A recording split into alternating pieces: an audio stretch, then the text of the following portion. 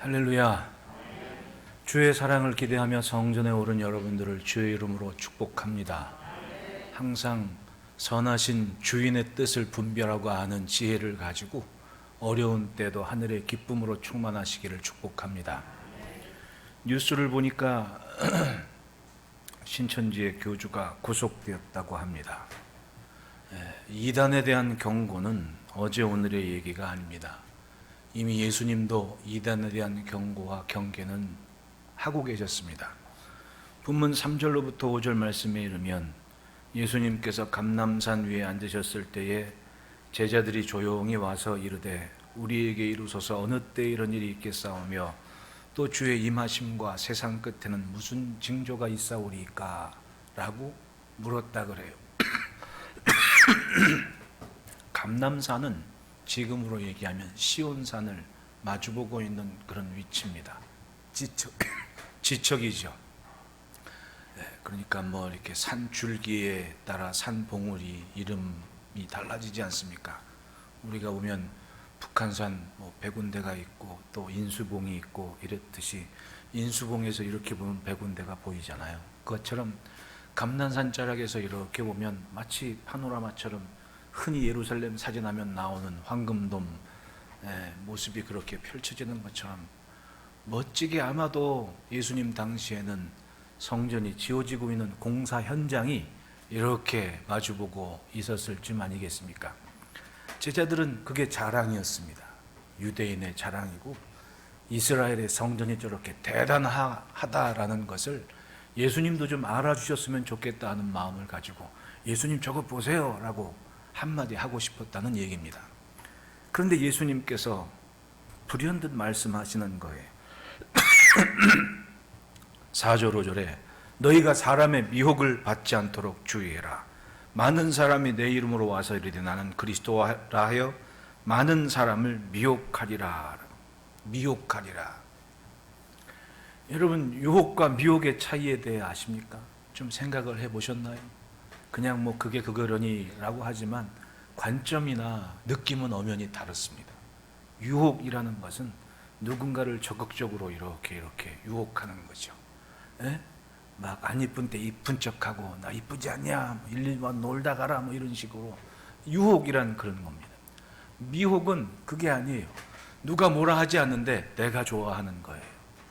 마치 하와가 뱀의 꼬임을 받고 얘기를 가만히 듣다 보니 선악을 알게 하는 나무의 열매가 보암집도 하고 먹음직도 하고 그래서 누가 따먹지 말라 그래도 내가 가서 따먹는 그런 상황이 미혹이라는 얘기입니다.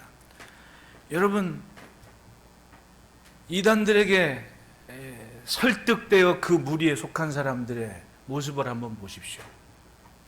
내가 좋아 간 겁니다. 그게 나일 줄은 몰랐어요. 미혹받아서 있는 그 모습이 나인 줄은 모르는 겁니다. 스스로 생각합니다. 이게 맞지 않을까? 이게 맞다. 나중엔 우깁니다. 이게 맞는 거라고. 뉴스를 보니까 자기네 교주가 구속됐다고 30만 신천지 성도들이 가만히 있지 않을 거라고 막 얘기하는데 이 사람들은 자기들이 얘기하는 교리가 벌써 자기들 말로 틀린 거예요. 14만 4천이 되면 끝난다면서요. 근데 30만 됐다 그러지 않습니까? 아직도 안 끝나고 있네. 여전히 진행 중이네. 그건 그때그때 다른 겁니까? 이미 자신들의 교리의 맹점은 알아요. 근데 그 안에 있는 사람들은 그걸 인정을 하지 않아요. 이미 돌이킬 수 없는 강을 지나가 버렸습니다. 사람의 미혹을 받는 것이 나일 줄은 모르고 살아가는 것, 인정하고 싶지 않는 거죠. 특별히 사람들의 관심을 갖는 문화적 채널들이 이단들의 포교수단이 되어가고 있는 것이 현실입니다. 그 중에 제일 강조됐던 게 성경, 제가 늘 얘기하지 않습니까? 성경 공부는 하려거든 교회 예배부터 잘 들어라. 설교 시간에 잘 들으면 성경을 모를 리가 있냐? 뭐 때문에 공부하려 그러냐? 이 사람들의 마음에 은근한 그 교만과 이 자만심을 자극하는 것이 그런 식으로 표출이 되는 거예요. 내가 아무개 집사보다 낫겠지. 내가 아무나 권사님보다 좀 낫겠지. 이렇게 좀 자랑하고 싶습니다. 여러분 혹시라도 주변에 그런 이단들의 속한 사람들 한번 보십시오. 글로 빠진 사람들을 공통점이 있어요. 뭐냐 하면 조금 나은 척하고 싶은 거야. 아무개보다 내가 좀 낫지 않겠냐. 이런 마음들, 결국은 그런 자만심들이 이단에 섣부르게 쉽게 넘어갈 수 있는 통로가 되어버리는 겁니다. 그리고 가만히 보면 교회들 안에서 특별히 좀 봉사 좀 열심히 하나 싶은 사람들이 가는 거예요. 예, 그냥 그러려냐고 사람들은 상관도 없습니다. 내가 좀 열심히 하네 싶으면 어느 순간 가버리는 거 아니겠습니까? 성경 공부라는 것도 그렇습니다. 설교 시간에 잘 듣고 살아내는 것이 문제지, 내가 성경 몇 구절 조금 더 아는 게 얼마나 뭐가 좀 나아 보이겠습니까? 안 그래요? 아무리 높은 빌딩 있다고 하더라도 비행기 타고 올라가면 보이지도 않더만. 땅에 있는 것들이 다 그런 거 아니겠습니까? 근데 조금 자랑하고 싶고 조금 더 아는 것 내세우고 싶고, 예, 정말 그러는 거예요. 가만히 보니 정말 아는 사람들은 말 안 하고 가만히 있더라고. 그런데 어설프게 하는 사람들은 막 옛 어른들 말씀에 빈수레가 어떻다? 요란하다, 요란하다. 빈수레가 요란한 거예요. 그것 좀 아는 척 하고 싶고 그것 좀 말하고 싶어서. 그런데 정말 아는 사람들은 가만히 있습니다. 가만히 있다가 말도 안 되는 상황이 있을 때 그건 아니지 라는 한마디 하지. 결국은 믿고 싶은 대로 믿으려는 사람들이 미혹받는 사람들 모습인 거예요. 어설프게 조금 남달리 좀 열심히 있다고 해서 천국 가네 못 가네 이렇게 잣대를 디밀고 남 판단하기 좋아하는 사람들, 미혹받기 쉬운 사람들인 겁니다. 교회는 주님 마음을 품어야 됩니다. 성도는 그런 주님의 마음, 그 마음으로 살아내야 됩니다. 주님이 우리 주인이시기 때문에 그런 거예요. 주인 없는 성전은 돌 위에 돌 하나 남지 않고 무너질 성전이 되어버리는 겁니다. 믿고 싶은 대로 믿는 것이 아니라 과연 주인의 뜻이 무엇인지, 왜 주님이 내게 이런 말씀을 하셨는지, 우리에게 이 말씀을 주셨는지 곱씹고 사는 그것이 종들의 모습이고 주인을 아는 인생의 모습이라는 겁니다. 예수님께서 예루살렘에 입성하셨을 때 제자들은 예수님께 성전을 자랑하고 싶었습니다. 왜냐하면 예수님 당시에 그 성전은 헤롯 대왕이 예수님 세상에 나시기 20여 년 전부터 건축을 시작한 거예요. 이 성전이 이 당시에, 즉 주후 70년 로마의 디도 장군에 의해 무너진 예루살렘 성전은 약 그 공사 기간이 근 80년 가까이 되는 대역사였습니다. 산꼭대기에 조그맣게 있던 그 성전을, 여러분 예루살렘 다녀오신 분들도 보셨지만은 막 그 미식 축구장 몇 배나 되는 그 넓은 그 공간이, 그 평지가 산꼭대기 산봉우리 몇 개를 평탄 작업해서 만들었다고 한번 생각해 보십시오. 얼마나 많은 흙과 돌들이 그것을 지탱해서 넓혀져야만 됐겠냐고요. 채우고 80년 걸리는 겁니다. 예수님 십자가에 죽으시고 부활하신 후로도 약 30여 년 더 건축이 진행되는 것이 제자들이 자랑하고 싶은 모습이었던 거예요.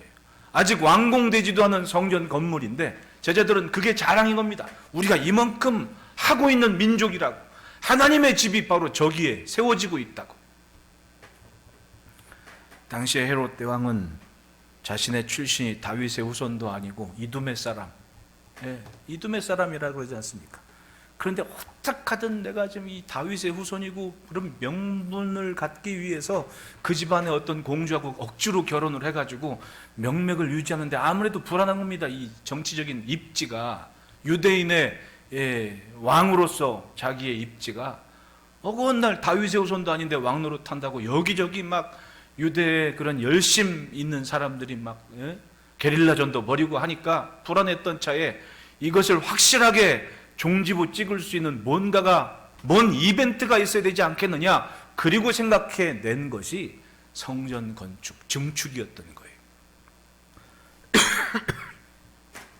어떻게든 유대민족의 환심을 사야 했습니다. 당연히 성전을 향한 관심과 열심만으로도 민심을 사로잡을 수 있다는 그런 계획을 가지고 자기와 자기 아들들 대를 이어서 뭔가 유대인을 확실하게 붙잡을 수 있는 것은 바로 성전 증축인 것을 알고 있었던 거예요.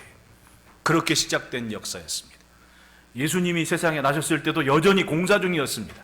예수님 30세 공생이 시작하실 때도 여전히 공사 중이었습니다.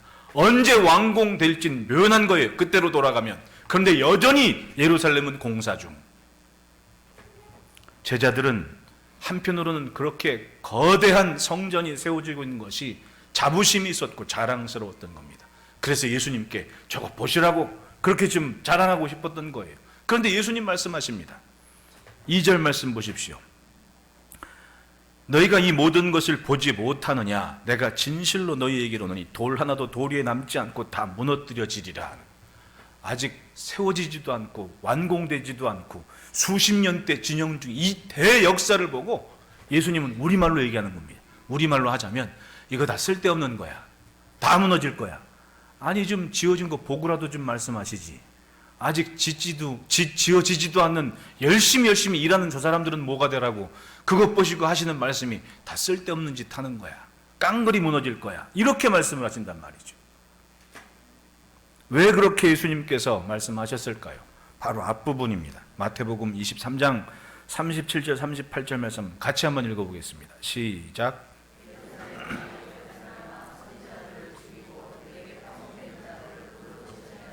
암탉이 그 새끼를 날개 아래에 모음같이 내가 내 자녀를 모으려 한 일이 몇 번이더냐. 그러나 너희가 원하지 아니하였도다. 보라 너희 집이 황폐하여 아멘. 분명히 예루살렘 성전에서 예루살렘 성 안에서 하나님은 이스라엘 백성들을 모으려고 많은 종들을 보냈습니다. 선지자들을 보냈고 말씀을 통해 계시하시고 암탉이 병아리를 날개 아래 모음처럼 그렇게 모으려고 몇 번이건 했는데 예루살렘 안에 있는 사람들, 성전에 있는 사람들 도무지 그 주인의 뜻과 말씀을 헤아리지를 않더라는 겁니다.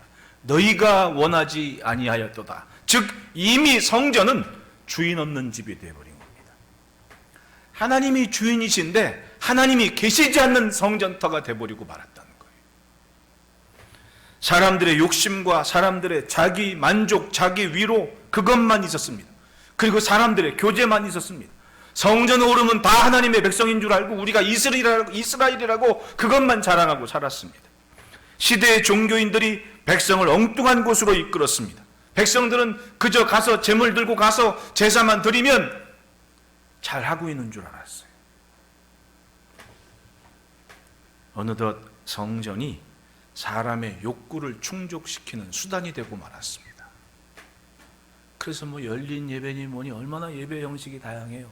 저는 그렇게 생각합니다. 선교적 관점에서의 열린 예배나 이런 것은 참 좋아요. 왜? 그 정도의 눈높이를 맞춰서 좀 교제권을 좀 열어주고 어떤 접촉점이 된다는 것은 충분히 선교적인 관점에서는 가능하다는 얘기입니다. 그런데 진정한 이 전통 교회에서의 예배는 뭡니까? 온전히 구별해서 나 좋은 걸 하는 것이 아니라 전체의 이 심령과 영혼이 시간을 뚝 떼서 이 시간은 하나님께 온전히 드립니다. 이게 예배의 출발점인 거예요. 나 좋은 걸 하는 게 예배가 아니라는 겁니다. 하나님께 드리는 온전한 시간, 거기에는 시간이 있고 내 몸이 있고 내 재물이 있고 모든 것과 단절된 시간에서 하나님을 향하는 시간인 거예요. 그게 예배의 출발점인 겁니다. 야, 그러니까 한간에 예배 보러 가자 이 말이 틀리다 그래요, 맞다 그래요? 틀리다 그러잖아요. 예배는 보는 게 아니죠. 예배는 드리는 거라고. 언젠가부터 그런 것에 대한 이 언어적인 정의가 교회 안에 있어져 왔던 거예요. 과거에는 그냥 예배는 보는 건 줄 알았습니다. 그런데 드리는 거라 그러지 않습니까? 점점 주인의 자리를 분명히 하는 그런 개혁과 변화가 있어져 왔던 거예요. 그 언젠가 이스라엘 선교사님이 우리 교회에 와서 주보를 딱 보더니 아니 아직도 이렇게 드리냐고 예배를, 그런데 사람들이 앉아있다고 신기하다고 그런 말씀 하신 적이 있지 않습니까? 아직도 교동문을 하네 뭐 이렇게 이런 얘기.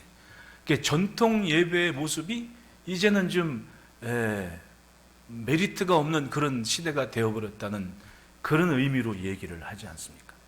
그런데 시대가 변해도 지킬 건 지키는 게 좋은 것이고 아무리 변해도 기준은 이거였어 라는 것을 지켜내는 모습들은 있어야 될 거 아니겠습니까? 저는 그렇게 생각을 해요. 어느덧 사람들이 좋은 욕구 충족의 수단이 되어버렸습니다. 성전이. 그러다 보니 여기저기 그리스도라는 것이 막, 여러분 예수님 다시 오시는 거 믿습니까? 언제 오시는지는 누가 안다 그래요? 아버지만 아신다 그래요. 아버지만 아신다고. 아버지만 아신다 그러니까 바꿔 말하면 아무도 모른다는 거 아니에요. 아무도 모르니까 누군가 맞다고 얘기하면 그냥 우르르 미혹되는 사람들이 있는 거예요. 왜? 어차피 자기가 언제라고 얘기해도 어차피 아무도 모르는 거니까 나라도 아는 척하는 겁니다. 그러면 궁금하고 그날이 오기를 기다렸던 사람들은 이왕이면 이날이면 좋지 않겠느냐 우르르 모여들고, 그래서 예수님 당시부터 내가 그리스도라고 얘기하는 사람들이 천차만별 있더라는 거 아니겠습니까? 그리고 미혹된 사람들이 있는 거예요. 내 생각에 저 사람이 맞는 것 같아. 그리고 우르르 달려가드는 거예요. 지금도 마찬가지입니다. 아버지가 밖에 모른다는데 어느 뜬금없이 나타나는 내가 그리스도라고 그렇게 얘기하니까 그런 것 같아. 그리고 내가 좋아 가는 거 아니겠습니까? 누가 가라고 등 떠밀었어요? 가지 말라는데 간 거 아니에요. 1세기 교회부터 그런 문제가 있어 왔던 거예요. 오늘날의 교회가 그렇습니다. 교회가 주인 앞에서 그 분명한 소명의식을 잃으면 돌 위에 돌 하나도 남지 않고 무너지는 시대가 될 겁니다. 여기저기 사람의 미혹 때문에 건강한 신앙인들이 사그러지는 시대가 될 겁니다. 그게 우리 주변에 늘 있어 왔던 문제들인 겁니다. 마주보고 인사합시다. 예수 잘 믿읍시다.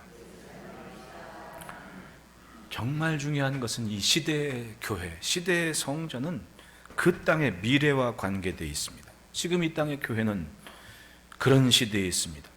코로나 상황 때문에 예배가 간소화되어지고 모임이 많이 축소되지고, 그래서 한 번을 모여도 더 간절한 분들이 있는가 하면 한편으로는 이게 편한 사람들도 있는 거예요. 오죽했으면 어떤 교회들은 교회 재적 인원이 갑자기 막 3분의 1이 사라지고 막 이런 일이 있다 그러지 않습니까? 어전히 이렇게 좀 지켜보다가 상황이 쉽게 끝날 문제가 아니다. 그러면 더 열심히 한 번을 모여도 내가 교회 가서 꼭 기도해야지, 꼭 교회 가서 꼭 예배 드려야지, 사람 많이 모이면 안 되니까 사람 없는 시간에 가서 기도해야지, 이런 마음 가지고 더 모이는 사람이 있는가 하면 안 모여도 되는가 보다. 뭐하러 옛날엔 그렇게 열심히 해서 그렇게 막 수요일 금요일 막 새벽에 그렇게 다녔나?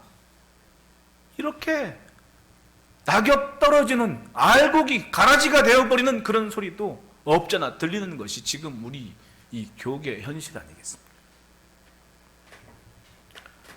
분명한 것은 교회가 잠들면 미래가 어두워지는 겁니다. 반대로 교회가 깨어있으면 아무리 오늘이 힘들어도 결국은 성전과 그리스도가 답이라는 것을 사람들이 깨닫고 다시금 새로운 은혜로운 대로를 걸을 수가 있게 하십니다. 역사를 보십시오. 시대의 암흑기에 교회는 사람을 키웠습니다. 역사의 위기 때 하나님의 교회는 깨어서 사람을 준비했습니다. 그것이 시대의 교회의 사명인 거 아니겠습니까? 우리나라가 일본이 강제로 우리나라의 주권을 빼앗지 않았습니까? 무슨 총칼과 막 창을 가지고 들이대민 게 아니에요. 어느 순간 그냥 각주전이 돼서는 일본에서 이토 히로부미가 와가지고는 외교권을 자기네가 강탈해 간 거 아니겠습니까? 그렇게 시작된 거예요. 그렇게. 그래서 뭐 했습니까? 그때 선교사님들이 이런 말도 안 되는 일이 벌어진다고 아무래도 젊은이들이 각성하고 깨어야 된다고 교회에서 한글 가르치고 성경 가르치고 그렇게 배운 사람들이 결국은 선교사님들의 소개로 미국 가서 공부하면서 그 땅에서 외치지 않습니까? 안창근 선생님은 그렇게 편지했습니다. 신문에 기고를 하기를 귀신에 사로잡힌 우리 민족을 되찾을 수 있도록 기도해 주십시오라고 단언을 한 거 아니겠습니까? 며칠 전에 TV 보니까 최불암 씨인가 여기저기 밥상 맛있는 거 건강한 밥상 그런 TV 하는데 멕시코의 한인 2세들 거기까지 가서 에네켄들 얘기해 주는 겁니다.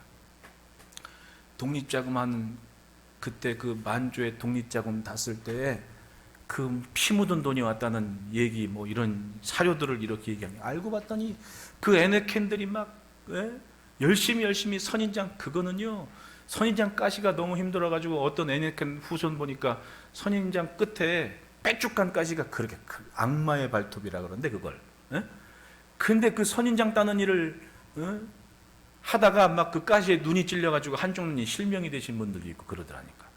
근데 그분들이 그렇게 힘겹게 막 일주일에 한 번씩 그 돈 받는 임금을 받는데 몇 푼 받지도 않는 것도 11조를 떼가지고 그걸 독립자금으로 보냈다 그런 거 아니에요. 11조가 그런 의미였다고. 그때는 얼마나 굉장한 눈물 나는 얘기입니까? 그분들이 그렇게 지키는 게 하나님을 향한 신앙이고, 그분들이 딱 몇 년이 6년인지 몇 년 일하면 고국으로 돌아갈 줄 알았는데 1905년도에 간 거예요, 거기를. 그리고는 조선 땅으로 가려고 그랬는데 이렇게 되다 보니까 일이 끝났는데 돌아갈 조국이 없는 거야. 일본이 그냥 솔라당 합병을 해버려가지고 나라가 없어진 거예요. 그게 그 땅에 있었던 에네켄들의 현실이었다는 얘기죠. 얼마나 눈물 난 얘기입니까? 그래도 그분들은 기도하는 거지, 예배를 드리면서 성전에서. 그게 숨겨진 역사 안에 있는 이 조국 교회의 모습이었다는 겁니다.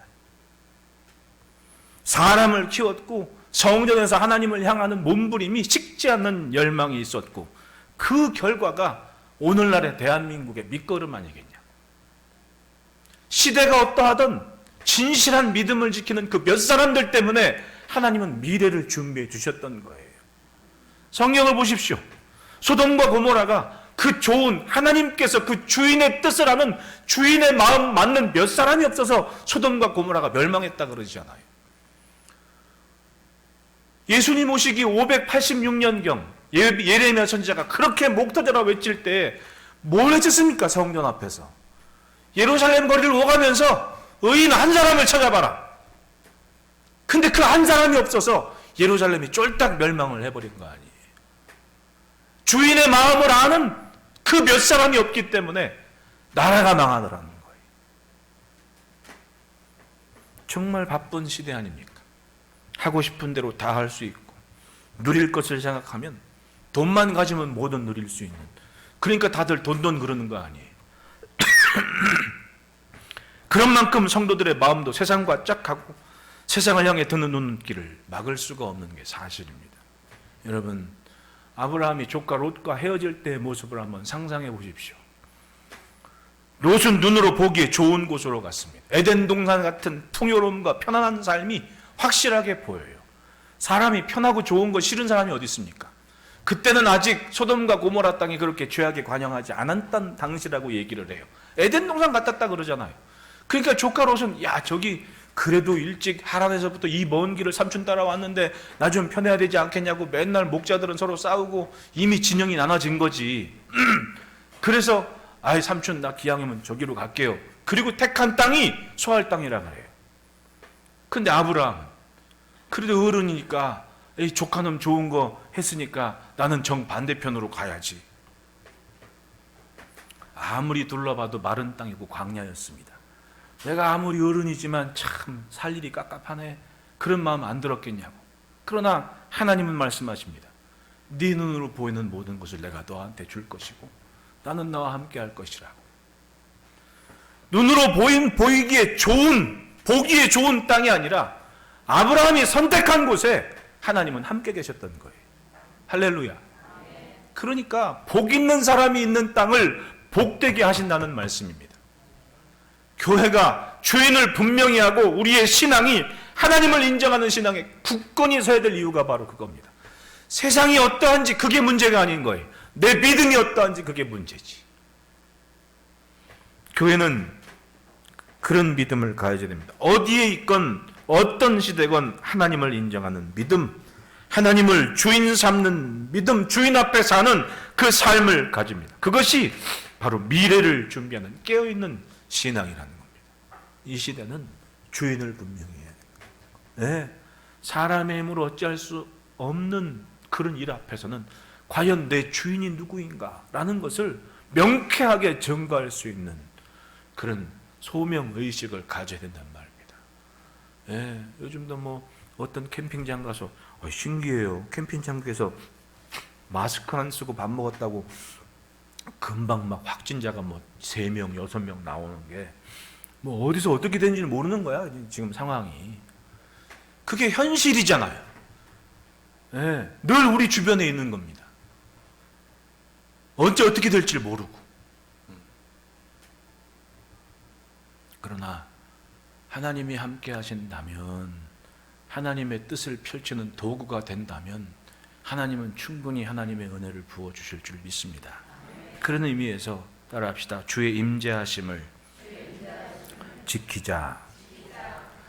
주인 앞에 사는 모습이 보여야 돼요. 예, 주인 앞에 있는 삶의 모습, 그 겸손한 모습, 겸허한 모습이 보여야 된다고. 교회 안에는 제자들이 성전 건물들을 가리켜 보이면서 대단한 일이 지금 이루어지고 있지 않냐고. 이게 자랑인 거예요. 그런데 예수님은 너희가 이 모든 것을 보지 못하느냐, 이 한 문장에는 그 시대가 어떠한 모습으로 성전이 이루어지고 사람들이 성전 안에 오르는지 예수님은 알고 계셨다는 거 아니에요. 그리고는 내가 진실로 너희에게로니 돌 하나도 돌이 남지 않고 다 무너뜨려지리라. 아무리 애쓰고 힘써 수십 년 건축을 했다 하더라도 무너뜨려지리라라고. 누군가 와서 깡그리 돌 위에 돌 하나 남지 않고 허물어버리게 된다는 얘기를 하고 계십니다. 성전이 뭡니까? 성전은 하나님을 향하여 백성들이 나아가는 은혜의 통로였습니다. 회개 제사가 있었고 연기로 드려지는 제물과 제사를 통한 하나님의 죄사함의 선포가 있었습니다. 소중한 축복의 말씀으로 하나님을 의지하며 사는 위로가 성전 안에 있었습니다. 그런데 오랜 세월 하나님의 말씀이 들려지지 않았고 선지자의 감동도 없었던 시절이 있었습니다. 왜? 듣지 않으니까 아예 말씀하지 않으시는 거예요.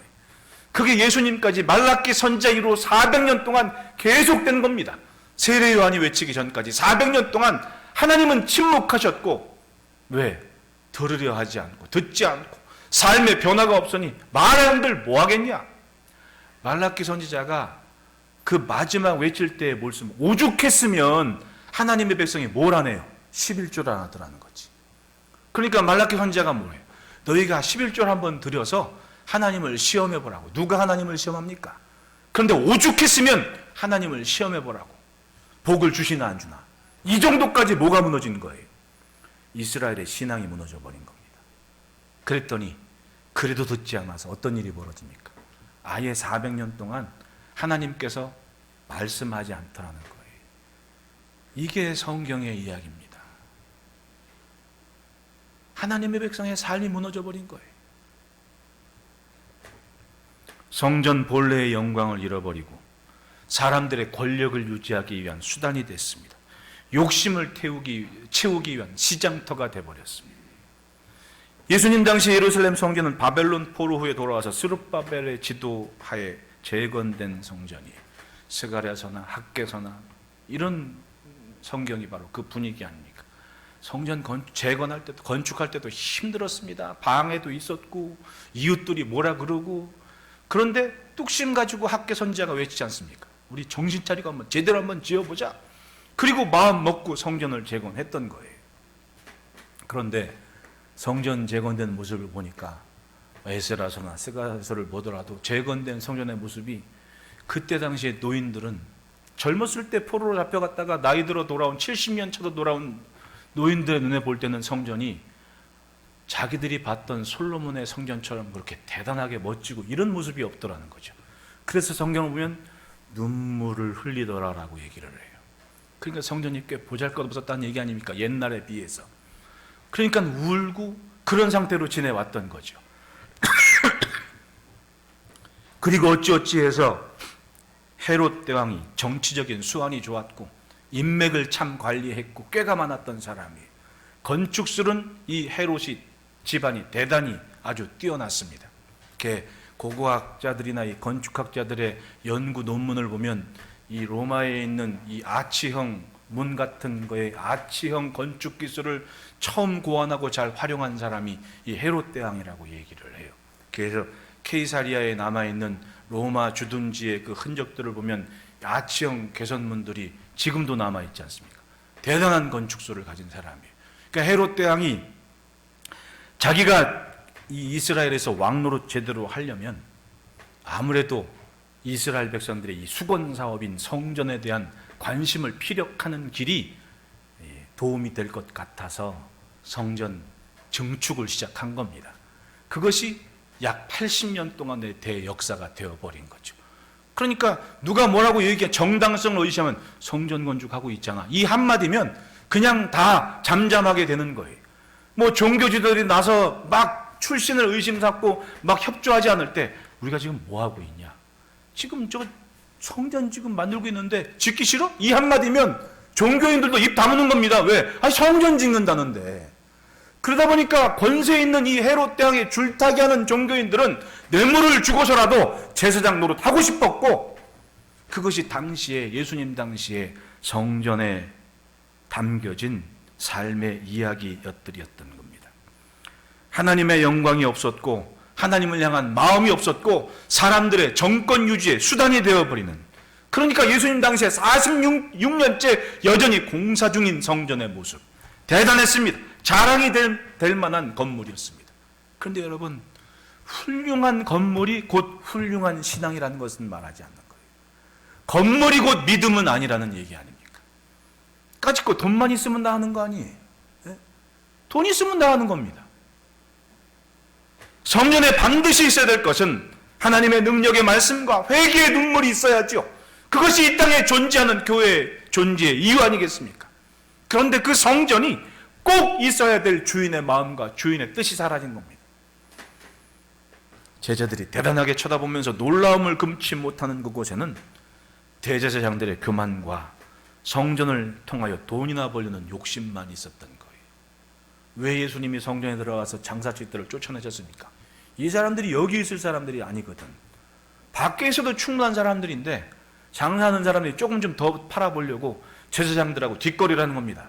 내가 얼마만큼의 커미션을 드릴 테니까 나 좀 그 성전 안까지 들어가게 해달라고. 그럼 들어오라고. 그리고 나서 자리 마련해주곤 어느 틈엔가 성전 안까지 재물을 파는 장사들이 들어와 버리니까 예수님이 화가 나신 겁니다. 왜 아버지의 집을, 만민이 기도하는 집을 장사치들 소굴로 만들어 버렸느냐. 정당한 분노를 하셨던 거죠. 그만큼 성전이 망가져 버린 거예요. 정치인들은 성전 핑계로 자기 자리 유지하려고 아웅다웅거리고, 종교인들은 장사치들 돈 받아가지고 자기들 뱃속 채우려고 아웅다웅거리고, 이게 눈에 뻔히 보이는 겁니다. 아무리 80년 40년 건축하면 뭐 하겠습니까? 하나님 앞에 살려는 주인의 임재를 인정하는 삶이 없는 거예요. 그러니까 돌 위에 돌 하나 남지 않게 다 무너뜨려질 거다. 즉 우리말로 하면 저거 다 쓸데없는 짓이다.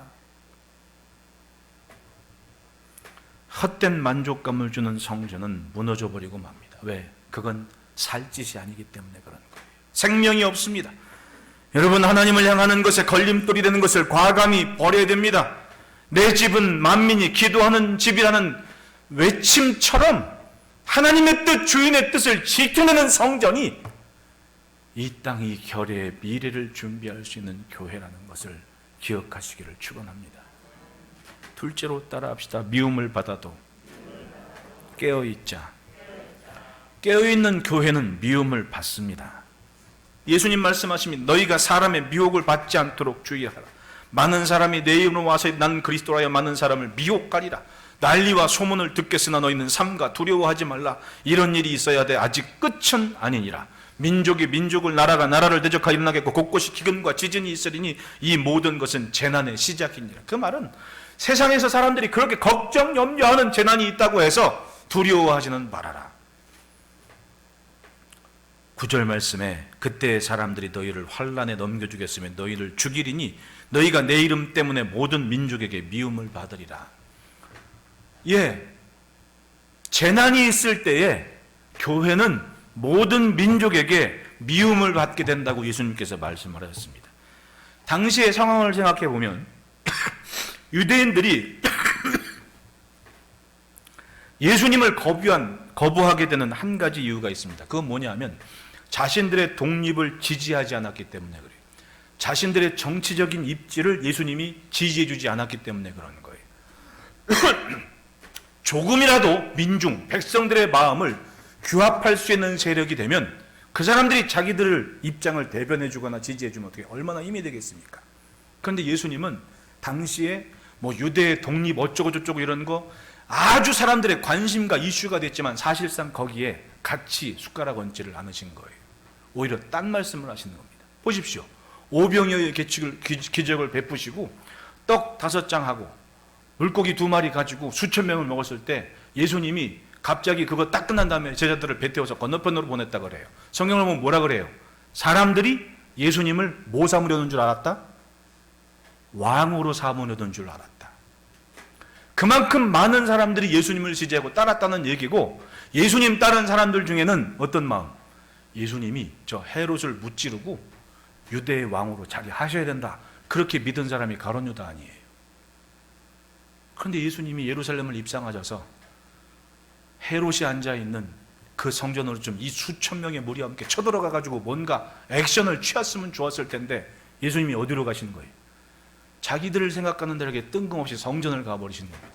그리고 그 당시에 지도자 노릇했던 제사장들과 대제사장들, 종교인들을 깡그리 그 삶을 잘못됐다고, 심지어는 바리새인들도, 백성들의 지지와 존중받는 그 바리새인들도 거룩하다고 흰옷을 즐겨 입고 구제한다고 나팔 부고 금식한다고 그렇게 내세웠던 사람들이 예수님한테는 이 독사의 자식들아라고 꾸중을 듣더라는 거예요.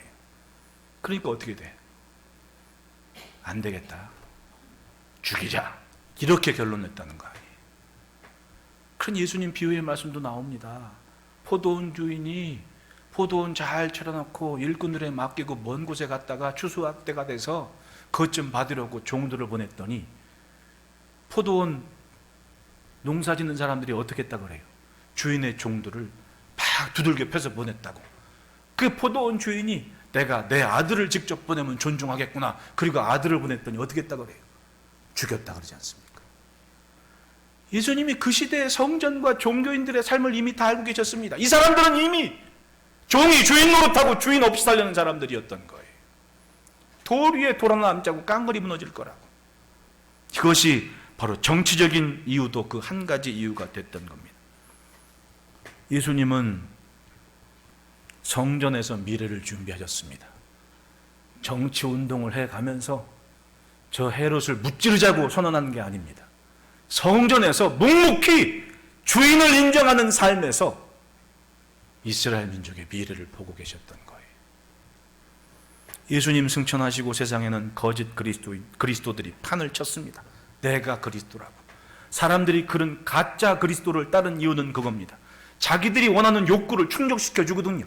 자기들이 원하는 말을 합니다. 독립을 하자고, 헤롯을 무찌르라고, 로마에서 독립을 해야 된다고. 사람들은 거짓 그리스도를 따라 독립운동을 펼쳤습니다. 어떻게 되겠습니까?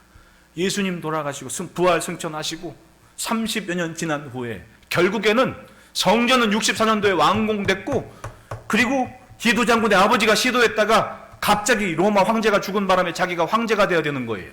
그리고 돌아가는 자기 아들에게 맡깁니다. 그게 디도인 거예요. 디도도 나중에 로마의 황제가, 예루살렘 침공한 로마의 장군들은 순차대로 황제가 되더라고. 신기하죠? 디도 장군이 70년에 깡그리 그렇게 자랑했던 성전 돌 위에 돌아남지 않고 무너뜨리는 일을 하게 되죠. 참 웃긴 일이에요. 그것이 1세기 교회가 만나는 상황입니다. 성전이 죽으니 미래를 볼 수 없었습니다.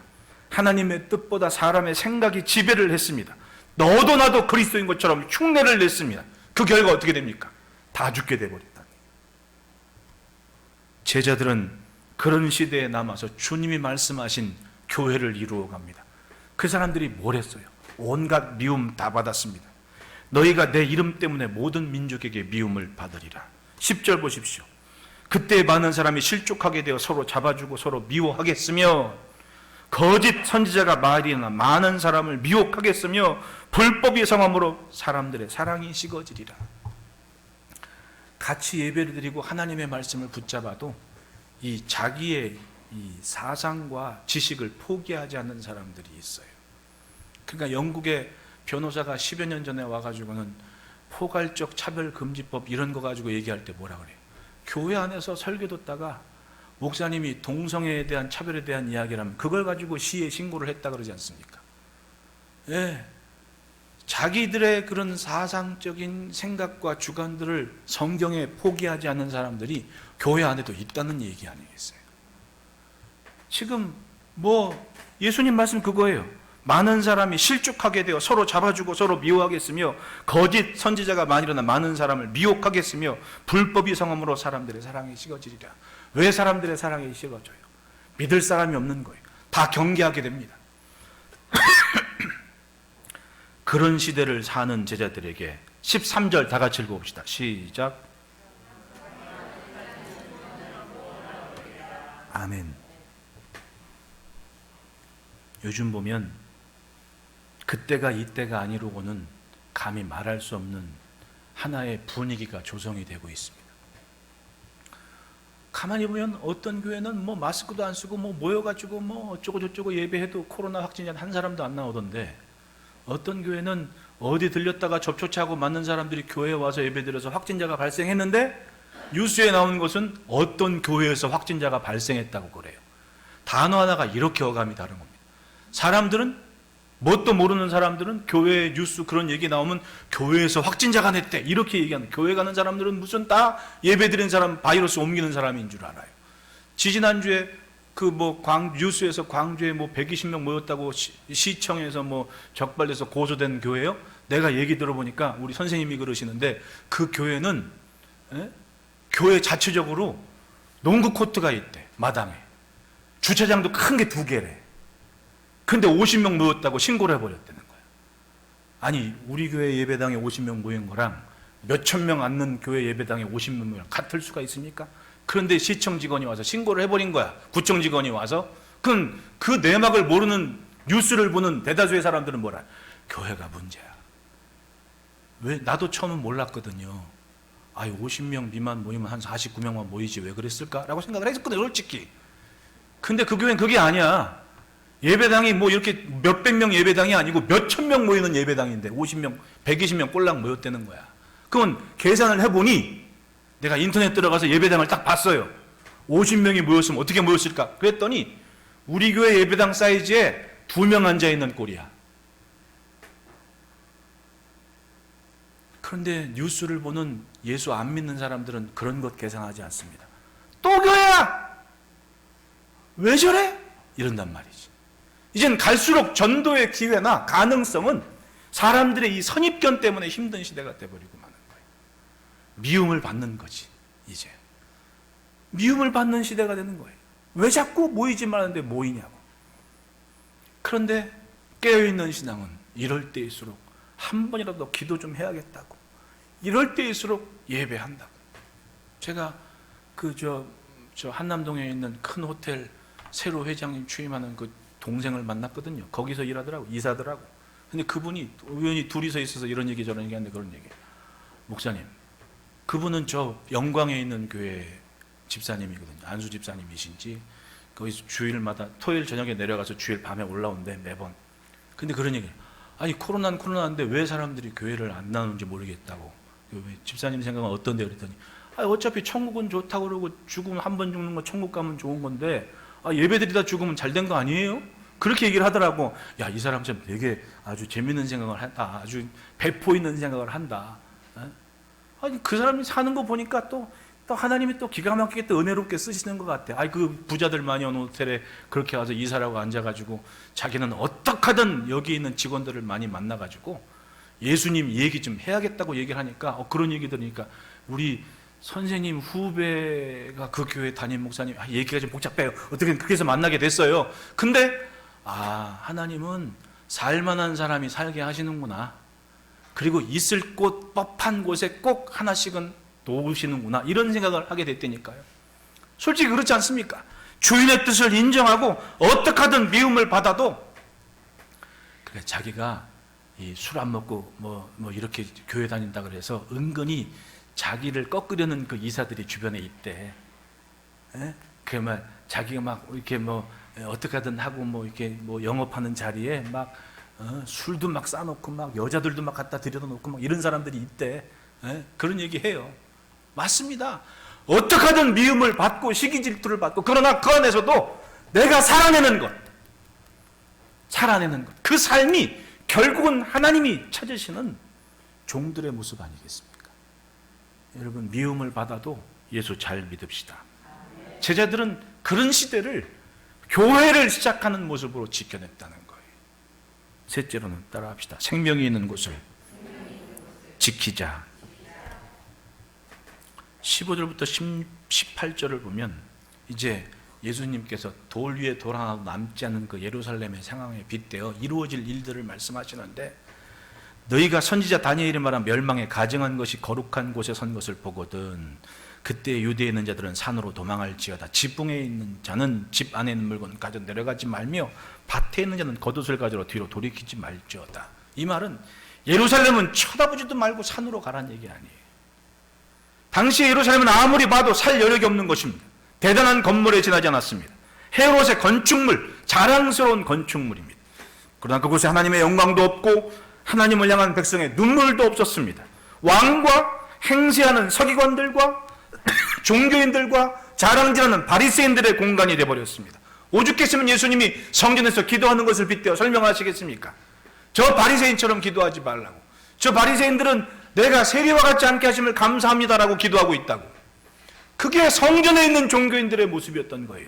기도 좀 한다고 좀 자랑하고, 그러지 못하는 사람 무시하고 판단하고, 이게 난무하는 것이 그때 당시의 성전의 모습이었다는 거예요. 그런데 세리는 아이고 내가 죄인입니다, 이 한마디 기도를 하고 있다는 거예요. 여러분, 땅 아래 살면서 내가 남들보다 종교적으로 좀 나아 보인들, 그게 무슨 유익이 있겠냐고요. 안 그래요? 차라리 그것보다 발 없이 손 한 번 잡아주는 게 정말 주님의 사랑을 느낄 수 있는 모습이다. 내가 경험을 해보니 이런 말 저런 말 많고 이렇게 저렇게 하는데 정말나 답답한 시간에 손 한 번 딱 잡았을 때 따뜻한 온기를 느끼는 게 오히려 주님의 사랑을 느끼는 손길이었다니까요. 제게는 하나님이 계시면 도우실 텐데 하나님은 그곳에 계실 수가 없었습니다. 왜냐? 사람이 주인 자리에 앉아 주인 행세하니 주님은 거기 계실 수가 없었습니다. 그래서 말씀하는 거예요. 차라리 산으로 가라. 뒤돌아보지 말고 산으로 가버려라. 왜? 그곳에는 주인을 인정하는 종들의 삶이 있었다는 거 아니겠습니까? 산으로 피한 자들이 이룬 공동체가 곧 주님의 교회였습니다. 생명을 소망하는 무리들, 주인의 말씀을 붙잡은 무리들. 무엇이 그렇게 만들었겠습니까? 가진 것이 축복인 것처럼, 가진 자만 축복의 사람인 것처럼 외친 시대의 교회가 바로 그 책임을 피할 수 없는 시대가 되어버린 거예요. 얼마나 무서운 시대입니까? 그러나 여러분, 생명은 소유에 있지 않습니다. 생명은 주님의 것이에요. 많이 가졌건 적게 가졌건 그게 믿음이 아니라는 거예요. 생명은, 정말 중요한 그 생명은 주님의 것이에요. 욥이 재난을 극복한 다음에 복을 받았어요. 근데 여러분 한번 생각해 보십시오. 욥이 복을 받는 게 목적이었어요? 목적이 아니었어요? 사실은 복에는 관심도 없는 사람이었습니다. 왜? 주인 뜻대로. 주신 자도 여호와시는데 취하실 자도 여호와시지. 아니 복을 주시는데 화인들 내가 못 받겠냐. 이게 욥의 삶이었어요. 욥은 내가 복 받겠나라고 복복거리고 살지 않은 사람이었어요. 근데 가만히 보니 하나님께서 이 욥이 사는 모습 보니까 철저하게 하나님을 인정하고 주인을 아는 삶이었어요. 그러니까 구하지도 않았는데 그냥 확 더 줘버리신 거예요. 그게 욥기 내용 아니에요. 문제는 주인이 누구냐? 이걸 인정하고 사는 지혜, 그 믿음을 가져야만 됩니다.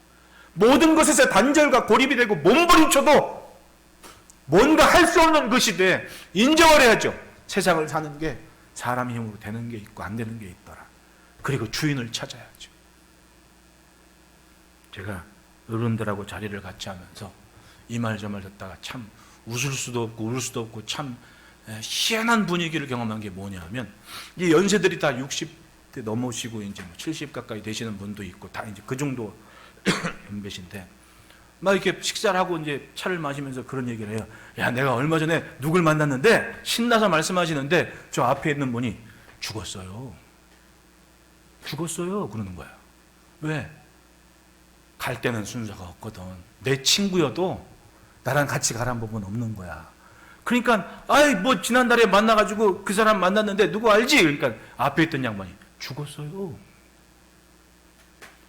그게 사람 사는 거예요. 그게 사람 사는 거라고. 인정해야죠. 무슨 무경화를 누려요? 그게 복이라고요? 천만에요.